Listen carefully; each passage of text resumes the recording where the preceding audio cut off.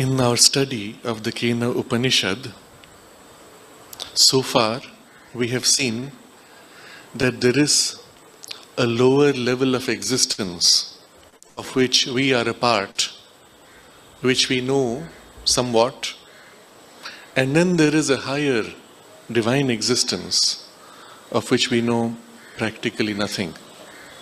And yet, everything in the lower is an inferior representation of something in the higher. Our life is an inferior representation of the divine life energy. Our speech is an inferior representation of the divine power of creation. Our senses are an inferior representation of the divine perception, and so on. And the question is, how are we to rise from this into that?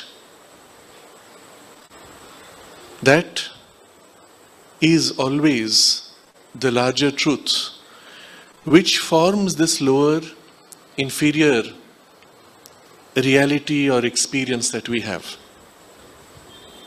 And yet, there is nothing in our experience which allows us to know that directly. And so the theme of the current study is precisely how are we to make this transition. The error of the thinker, philosopher, debater is to stop with the ideas. The ordinary debater stops with the mental arguments and mental ideas.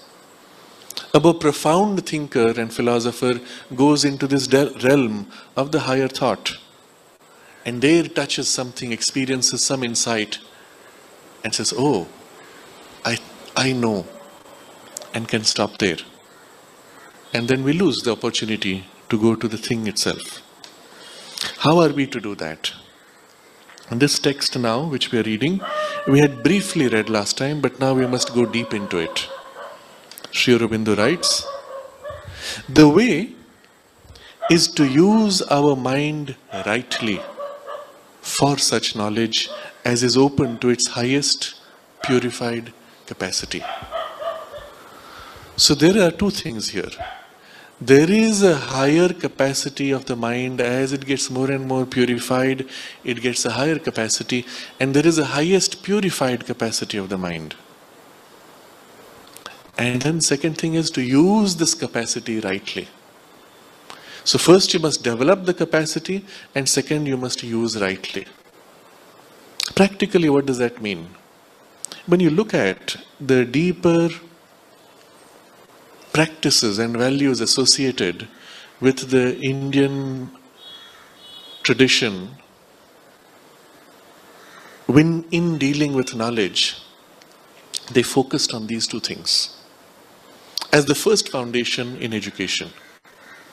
Informational content was secondary. First foundation was purifying the mind's capacity and the right use of the mind's capacity to be inculcated from childhood as early as possible, in every possible way, as thoroughly as possible. What does it mean in practice? And now I'm going to get to very specific forms. We must recognize, while appreciating these forms, that the forms are not important. It's the principle behind the forms that we have to grasp. So one of the first things they did for the purifying of the capacity of the mind was remove all influences which are dulling and darkening, which bring inertia, which bring tamas. The most obvious is food. You eat food that dulls your mind, well, your mind will get dull. You eat food which brightens your mind, well, it makes a big difference. Your body being your foundation for the mind's operations. And so there was this emphasis on sattvic food, not tamasic. The other side of this, which is the right use, was also through the food seen in this way. If you eat food which excites your mind, agitates it, makes it go wayward, zigzag, you cannot use it rightly. In order to be able to use it rightly, directly, aiming truly, it cannot be agitated. And so you remove the exciting component of the rajasic food. And the whole focus then is on the satvikness. Food was one starting point. But the same principle now you can apply in everything else. Activities of the mind. Activities which agitate. Activities which dull. So you wake up from sleep. If you wake up from sleep after the sun has got up, your mind is not exactly in the best condition. If you go to sleep late at night, your mind is dulled, your sleep is dulled, you wake up dull. Tamas. If at night you are in agitation, you go for a party, and in a state of excitement, you try to fall asleep, your sleep is excited, disturbed, you wake up disturbed with your nerves frazzled. Your mind is shaken, unsteady, unstable. And so, get your rhythm of sleep. Sleep early, wake up early. Catch the natural rhythm of the energy in the cosmos, around the earth, in the relationship with the sun. And then you have deep, sound, steady sleep, you wake up fresh, and your mind is clear and bright. And it's a fact of experience for all those who have attempted it. If you sleep early and wake up early, the brightest state of your mind is in those early hours of the day. Now these are very objective, tangible, physical practices which helped to purify the capacity of the mind and give it the right turn. The rest would have to do with getting into each of the faculties in the mind and the overall moral purification of the nature and so on. Where the habit to speak a lie, for example, the habit to think in ways which are twisted in order to deceive, that habit itself has to be removed at the roots.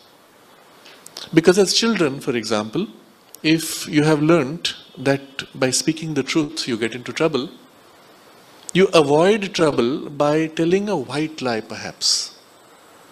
And then the white lie becomes more and more a habit of the mind to the extent that you begin to deceive yourself. Because you have to convince yourself that what you said is true. And a point can come, which is very common in most modern educated children, where they're so used to deceiving themselves that even their thoughts and their emotions are not true and honest of what they feel actually or they think actually. This one can see in the eyes of people. You see a highly sophisticated, educated person in the conventional way, where they have learned to deceive and acquired the skill of deception. In their eyes, you cannot see what they think or what they feel. You take instead a person who has not gone through that training. You look in their eyes and you know what they're thinking, you know what they're feeling. That honesty and transparency in the gaze is an example, is a sign of one who has gone through the right kind of training or has not had the training of distortion. In the modern value system, especially with a strong influence of the values that came from the modern transactional mentality developed in the last 100 years in the West, this is highly prized. The skill to be able to deceive, the skill to be able to hide, that people do not know what you actually think, that you can put forward an impression that deceives people so well that you can make them do what you want. This is very highly prized. But when you think about it deeply, it is a perversion of the highest grade. And the future of humanity will be led by those who are able to be transparent, or who are transparent and are able to communicate directly what they know and think deeply, which others can see through and know. Because increasingly, in the vocabulary Sri Aurobindo uses, we are making a transition into a subjective age. The modern age led by reason, rationality and its high power of self-deception and deceiving others, That has passed. It's dead. Modernism has failed. But what is called the postmodern age is one of the subjective perception. What do I feel? My logic has failed me. What do I know to be true? What do I feel to be true? And increasingly, humanity is turning to a kind of a trusting your deeper sensitivity, instinct or intuition. When you see a huge shift today in the political sphere everywhere in the world, all the polls are failing.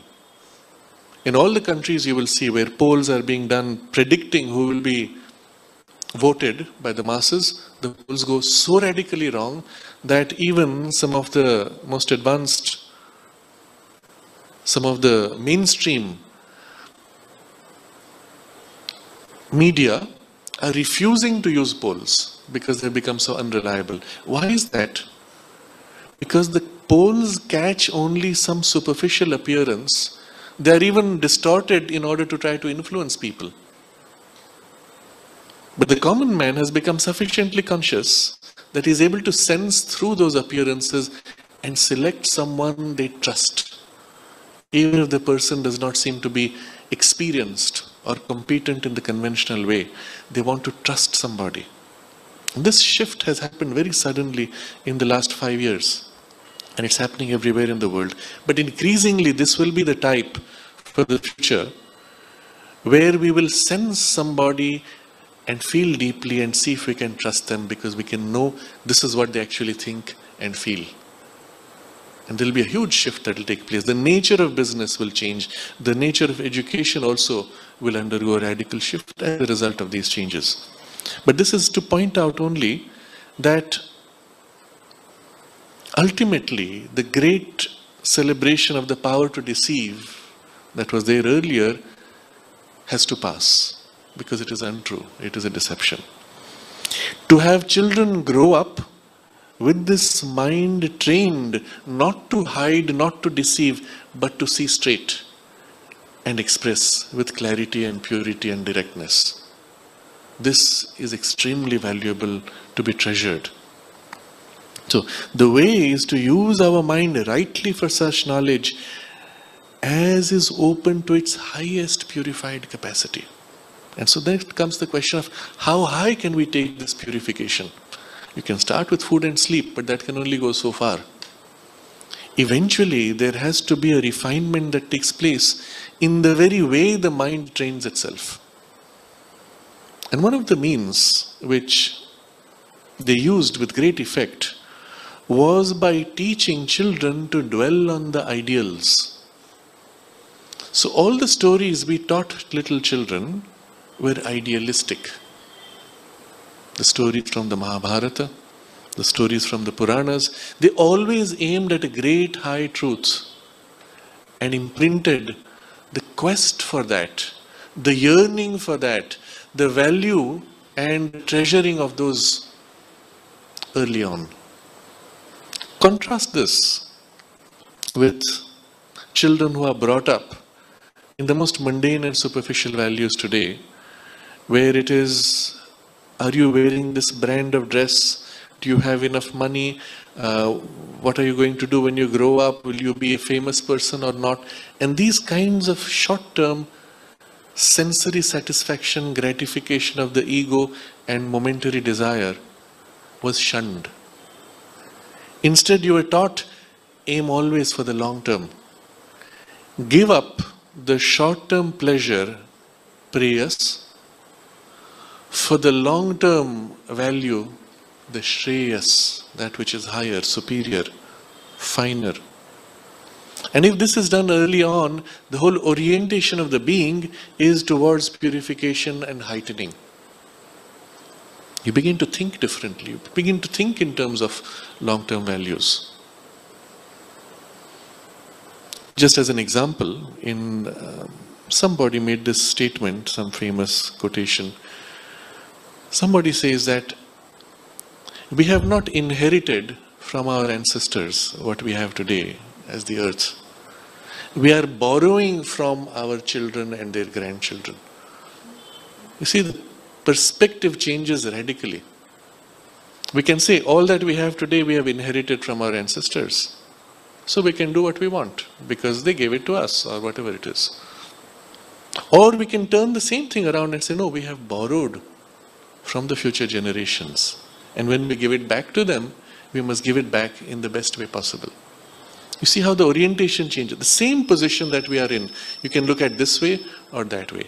In one perspective, you make it I as your center and project forward the value of your personal short-term satisfaction of desire. And in the other perspective, you put the others first. And you look at the highest, deeper, long-term value. Even in the first perspective as inheritance, you could look at it differently. Instead of looking at it as something we have gained in order to squander, to satisfy our desire, we can say, our ancestors made so much effort to build, to raise, to give us the best. Are we making the best use of it? And immediately the thinking shifts and the values you apply change.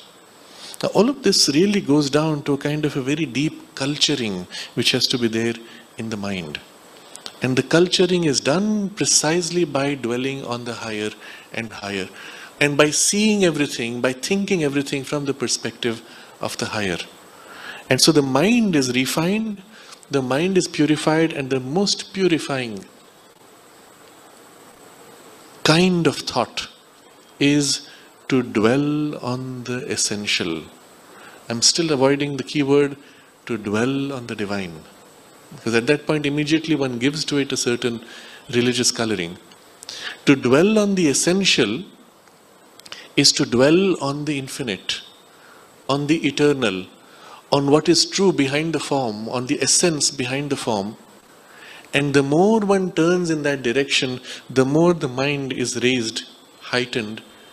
And by seeing and engaging with everything in life, all our thoughts, all our emotions, all our actions, from these references, the whole of our being is purified. The heart may participate in this dwelling. It is thus purified by the bhakti, by the devotion, by the love, by the consecration in your work, in your speech, in your actions, to that which is for you, the higher, the truer. The three things which are the nourishment for the psychic being's evolution, three words in which the divine represents itself in our material life. Satyam, Shivam, Sundaram. The truth, the sacred, the beautiful. And immediately you can see it is not a relative superficial truth we are speaking of, but something deeper.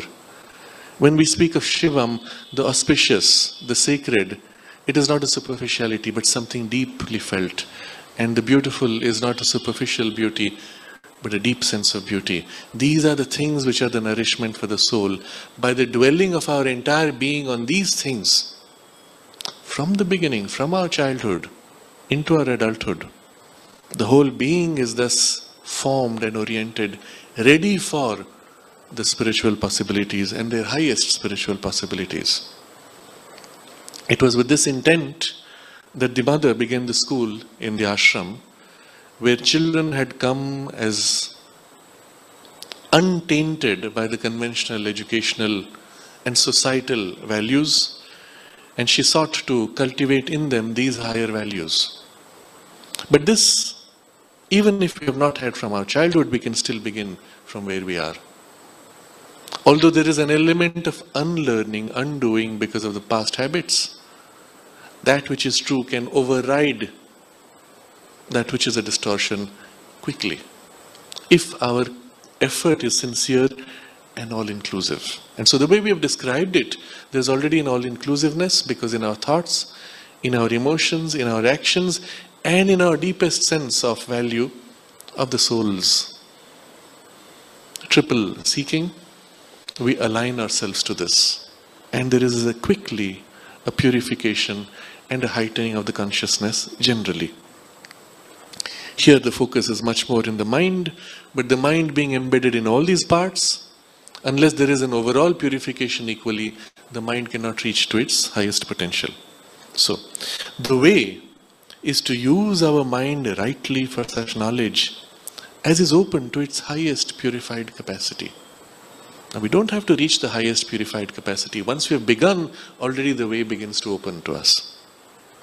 So next, we have to know the form of the Brahman, the master consciousness of the Lord, through and yet beyond the universe in which we live. Now we turn this refined awareness and capacity to knowing the form of the Brahman, this master consciousness, this divinity that we have so far been speaking of, and this mind of our mind, sense of our sense, speech of our speech, life of our life, which is the divine whom we love and adore with all our being. And that is form of the Brahman. How are we to know it? Well, through the universe, through what we are and what we can know and see and feel and engage with of the universe. So we have to go through the universe and yet not stop there, beyond the universe. So through to beyond is the key word here. How does that work? You look at the flower. You can stop the appearance and the practical utility of the flower. I can leave it in the tree. I can pluck it to decorate something, decorate my hair, offer it somewhere, put it in a vase to make the room look beautiful, bring it in a space so that the perfume can spread and change the atmosphere, extract from it the perfume which I can sell. All these possibilities are there. But when I look at the flower, I can look behind to what is deeper. What the flower actually is, it's a conscious being. It is conscious of me, as I can be conscious of it. And the moment I shift to the flower as a conscious being, I'm no more looking at these utilities. To look at utilities would be as perverse perhaps as saying, look at that child who is your brother. What use can you make of him? Shall we train him to be a good servant? Shall we train him to be a good leader? Shall we? And this is how the mentality of the modern age is. And it is represented in the vocabulary. When you will see in the government, they have a department called Human Resource, Ministry of Human Resource or Department of Human Resource, meaning human beings are resources to be used. Shape them, use them, exploit them for what? For some other goal. Mostly today the age being of money, it's to boost your GDP, boost your economic value, boost your growth rates by using human beings. And of course this whole perspective dehumanizes not only society but the individual. The moment you see the individual as a conscious soul in evolution, having come here for a purpose, you cannot speak of resources. Your goal will be, how can we serve those human beings to help them grow to their highest possibilities? And it will be no more Ministry of Human Resources, it will be of Ministry of Human Service or Human Support to Evolution or whatever name one chooses to give. So you look at the flower like this, you're not thinking of its utility, you're looking at this person. What use will you make has no meaning. How can this be fulfilled? How can the aspiration and the joy and beauty of the flower be best expressed, intensified, served in the overall awakening, in the universe, in the divine? And so the whole thing takes a different form. You may still end up making a garland that you offer, or arranging the flowers to beautify a space, or leaving it on the tree. But the whole orientation of the relationship and the perception is completely different. And so you already, in the act of looking beyond the form, you have shifted your level from the superficial to your deeper. Your deeper part is relating to the deeper part of the flower. The nature of the relationship and perspective has all shifted to a depth. And then something happens. What happens in the form may be similar, but in the spirit is fundamentally different. So we have to know the form of the Brahman, the master consciousness of the Lord, through the universe in which we live, and yet beyond the universe in which we live. So starting point is this, all this experience that we have. Everything you do in the day, from the time you get up to the time you go to sleep and even during the sleep, it's all your starting point. But now through all those activities, through these thoughts, feelings, actions and aspirations, we look beyond to the master consciousness of the Lord. This we have to know through all these things. But first, how are we to do that? But first, we must put aside what is mere form and phenomenon in the universe. So when I looked at the flower, I could focus on the form. Oh yes, this is such and such a flower. I can focus on the phenomenon of the flower. It grows on such and such a tree. It has these medicinal qualities. It has these utilities. All of that is part of the phenomenon. So first we must put aside what is mere form and phenomenon in the universe. And the word mere is essential here. We are not just throwing aside form and phenomenon. We are throwing aside the exclusive focus on form and phenomenon. Now when I look at the flower, I look at what is behind the form and phenomenon, which includes form and phenomenon. And when Mother looked at the flower, she called this flower plasticity. There is a particular quality of consciousness which is innate to this flower, which we can represent by the keyword or the idea of plasticity. That particular vibration, as it expresses itself, takes on this form. And in the phenomenon has this particular outcome, has this particular result and relationship. So, we are looking at the form and phenomenon also, but not merely form and phenomenon. So, but first we must put aside what is mere form and phenomenon in the universe. For that has nothing to do with the form of the Brahman, the body of the self, since it is not his form, but only his most external mask. This petal structure, coloring and whatever other things which we saw as mere form and phenomenon is the most external mask. Now extend this exercise to the whole universe. Everything you look at first in the way you're habituated to see. This is this object, that is that object, this has this use, that has no use, is the most superficial mask of the body of the divine, his most external mask. And behind that mask, you have to start looking. And as we did with the flower, we immediately begin to sense, this is conscious, it's alive. And I relate to it from my deeper consciousness and life. Sri Aurobindo continues, our first step, therefore, must be to get behind the forms of matter, the forms of life, the forms of mind, and go behind to that which is essential, most real, nearest to actual entity. So now this process goes even further than what we have done. First step is to get behind the forms of matter. We did that already. We didn't stop with the appearance of the flower. We felt behind it the life force, that it was living, that it was conscious. But now we have to get to behind the form of life. What is that? The life force here takes on this particular form as something emerging out of plant and as flower. And we have to as if feel the life energy behind the form of it.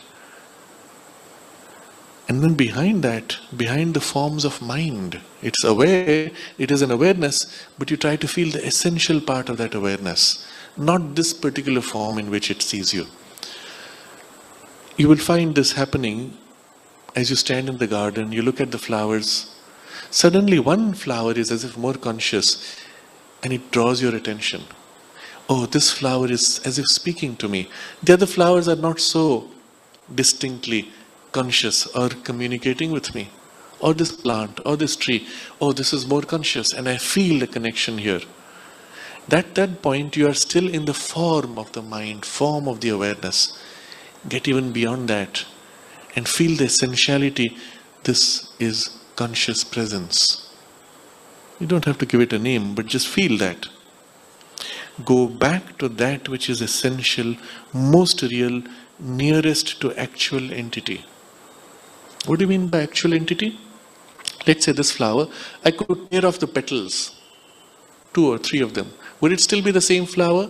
Yes. I could tear off all petals. Would it still be the same flower? Well, not the same form of flower, but it will still be the same thing that it was, the same flower. I can cut off bit by bit. How far would you take out? There's a very interesting experiment done with what is known as Kirlian photography, which under high voltage, the photography allows you to record visually, photograph the aura of an object. So in one of the experiments, they take a leaf. When you take a photograph with a Kirlian photography, you see around the leaf the glowing aura of the subtle body form. Then you cut the leaf and take a photo. You can distinctly see on the photo that the leaf is cut, but the aura and the subtle body is intact. At least for a while. Over a few minutes or hours, it begins to weaken and fade out. So you can say, even if I cut out entirely all the pieces of the flower, what remains still is the same flower. If you feel now the life energy, if you take out the form of the life energy, the flower is facing this way, the energy flows out and glows out in this way. Forget the form. You feel the pure life force, feel the pure awareness. And at that point, you've come to the most essential part, nearest to actual entity. This is the pure truth of this flower. This is what the mother did when she went deep into the flower. She went into its psychic essence. And there she named it by that quality which it most completely expressed. At this point, we can see how this principle can be applied to everything. It can be applied to other people. You meet somebody, you can straight away say, oh, this is the fellow who abused me last year. I hate him. Or you can peel off those layers. What is it behind? A living being. Behind that, this mind and this extraordinary capacity, including the capacity to pervert, but still, extraordinary capacity. Behind that and deeper, conscious living soul and being in evolution. And you see that, you feel that, you know that, and you relate to that. In the process, you yourself have disengaged from your surface responses and gone to your deeper responses. To deeper sources of relating. And as if something from within you, as deep as you are able to feel, closest to your conscious inner being, from there you relate to the other's inner being. And suddenly all these forms, although they are still there, they are not your priority. And this fellow who had abused me last year, his act of abuse is seen almost incidental. Here is a living being who resonates with the truth, which is essential.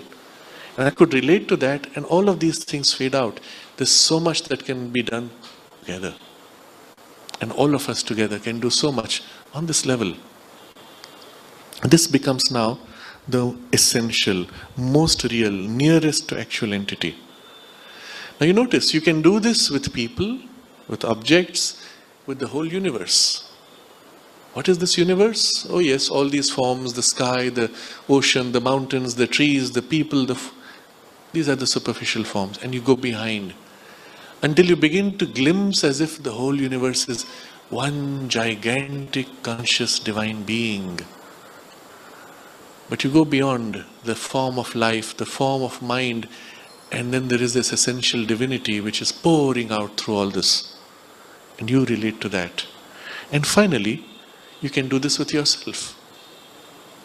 My body form, my life energies, my likes and dislikes, desires, my thought patterns and character, all of these you peel off, and there is only this conscious living awareness.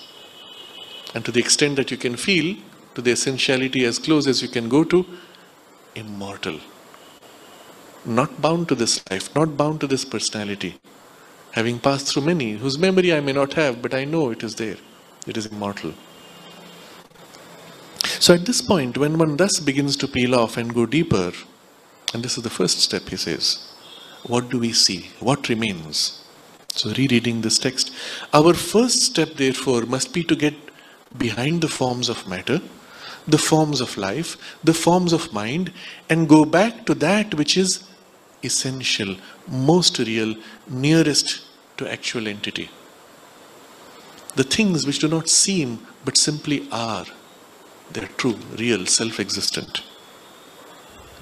And when we have gone on thus eliminating, thus analyzing all forms into the fundamental entities of the cosmos, we shall find that these fundamental entities are really only two: ourselves and the gods. Now suddenly he says the gods, it's a surprise. And so we have to understand what we mean by gods, and he explains that in the next paragraph. But for the moment, for the conclusion of our discussion, we'll just look at what that represents here in the case of this flower. The flower as a conscious being is almost of the character of a divine being, because self-existent, immortal even. In the forms of the flowers and the experiences that we had of those forms, the color, the shape, the quality that it expresses even in the phenomenon, you will find as if something of that quality reflected and sustaining all those forms and phenomena. Because this essence of flower is that psychic quality of plasticity, therefore the form takes this way, therefore the phenomena are this, etc. But therefore within the form, within the phenomena, that quality is everywhere.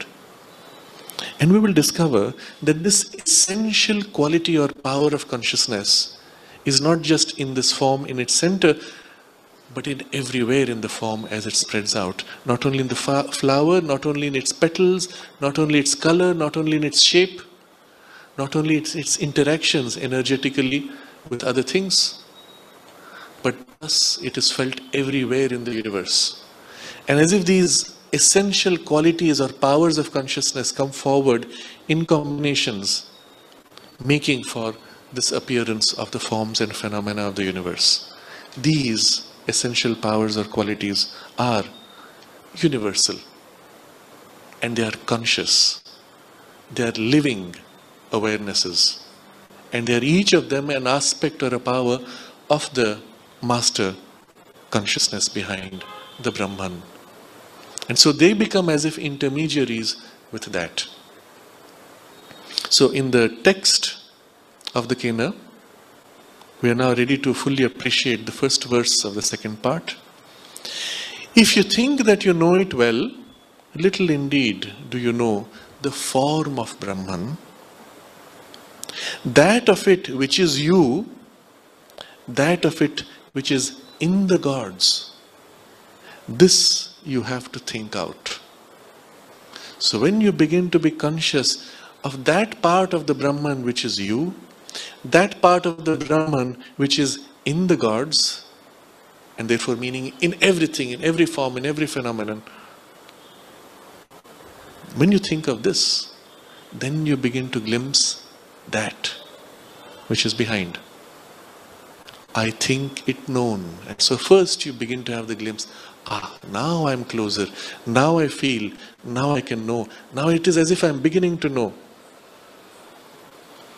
And so this is the first verse, which now we are able to better appreciate. In the rest of the text, Sri Aurobindo now elaborates what exactly these gods are and the full scope and understanding of this.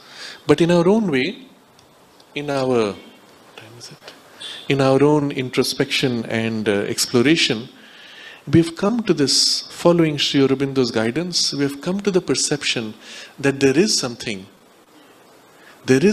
which is essential, which is like a conscious power, presence, quality, without which this flower could not express itself as flower. In the next paragraph, when Sri Aurobindo elaborates on the meaning of the gods, he says, And we'll look at it in greater detail next time. But just to complete the discussion, the gods of the Upanishads have been supposed to be a figure for the senses. But although they act in the senses, they are yet much more than that. They represent the divine power in its great and fundamental cosmic functionings, whether in man or in mind and life and matter in general. They are not the functionings themselves, but something of the divine which is essential to their operation and its immediate possessor and cause. They are, as we see from other Upanishads, positive self-representations of the Brahman leading to good, joy, light, love, immortality. As against all that is a dark negation of these things. In one of the thoughts and aphorisms of Sri Aurobindo, you will see the list of all the Vedic deities with their particular characteristic. And I read that. This is number 56 from Thoughts and Aphorisms. And they are all the Sanskrit names of the Vedic deities, but you will see what they represent. Be wide in me, O Varuna, so wideness. Be mighty in me, O Indra. O sun, be very bright and luminous. O moon, be full of charm and sweetness. Be fierce and terrible, O Rudra.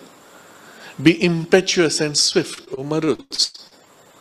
Be strong and bold, O Aryama. Be voluptuous and pleasurable, O Bhaga. Be tender and kind and loving and passionate, O Mitra. Be bright and revealing, O dawn. O night, be solemn and pregnant. O life, be full, ready and buoyant. O death, lead my steps from mansion to mansion. Harmonize all these, O Brahmanaspati. Let me not be subject to these gods, O Kali. So in the whole process, you have actually the entire yoga mapped out with the help of these cosmic deities. And not only each of them has to be developed, they all have to be harmonized, and yet one has to transcend them to that of which they are a representation and go beyond into the consciousness in which all these merge into a single one divine being. And so there's a liberation even from this status. And this idea you will find embodied in the discussion here in the Kena Upanishad. While we are looking at that of the divine which is represented in us, that of the divine which is represented in the gods, but after that we use them as gateways, as entry points to get to the thing itself, the divine consciousness. And so through this process of introspection within us and of things around us, through the appearances of the universe and our life as we are living in it, we enter step by step into something deeper, more true, more real, more essential, until that overwhelms this surface appearance. At this point, we have not abandoned life. We have not abandoned the experiences of life and the forms. We have just engaged with the things behind, the deeper truth behind those forms. I'm still doing my work. I'm still plucking, cutting the flowers, weaving them into a garland, placing them in whatever it is which I was doing. But the whole engagement is different in my internal consciousness and with the thing with which I'm engaging. And the whole interaction therefore shifts into the consciousness of immortality or towards the consciousness of immortality. And this is the way that is being shown to us, of which we have taken our first step. So we will reread this last paragraph because now we can get the full deeper sense of it. The way is to use our mind rightly for such knowledge as is open to its highest, purified capacity. We have to know the form of the Brahman, the master consciousness of the Lord, through and yet beyond the universe in which we live. But first, we must put aside what is mere form and phenomenon in the universe. For that has nothing to do with the form of the Brahman, the body of the self, since it is not his form, but only his most external mask. So just behind this most external mask is the body of the self, the form of the self. And it is beautiful, wonderful. Our first step, therefore, must be to get behind the forms of matter, forms of life, the forms of mind, and go back to that which is essential, most real, nearest to actual entity. So all these terms he is using are relative, most real, nearest to actual entity. So it doesn't matter if we cannot go all the way in. We keep going deeper and deeper. And when we have gone on thus eliminating, thus analyzing all forms into the fundamental entities of the cosmos, we shall find that these fundamental entities are really only two: ourselves and the gods. So next Sunday we will look at this a little more deeply, what those fundamental entities are, with examples of how they function and operate, and in what way they're seen as gods. And then how this is meant to be the entry point through which we can engage with and grow in familiarity with that which is beyond. We can meditate on this theme, and even if we like, in the coming days, through the week, make conscious effort to thus go behind the forms, analyzing them or eliminating their appearance to that which is more essential, as deep as is natural and comfortable, and engage with all things, all beings, all experiences and relationships at a deeper level, and a still deeper level every day.